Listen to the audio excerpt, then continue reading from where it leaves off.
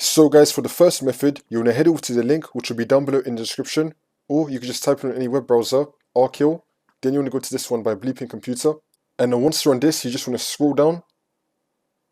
Now we're going to click on this one, arkill.com download link. It's now going to start downloading.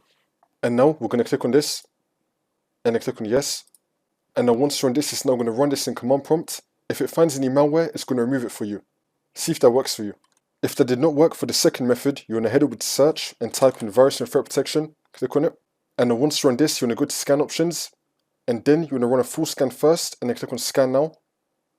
Then you want to run a Microsoft Defender offline scan, and then click on scan now, and then click on scan. You want to run both of these scans. If you're using a different antivirus software, you can then scan your computer using that. If that's still not working for the third method, you want to head over to search and type in reset this PC, click on it.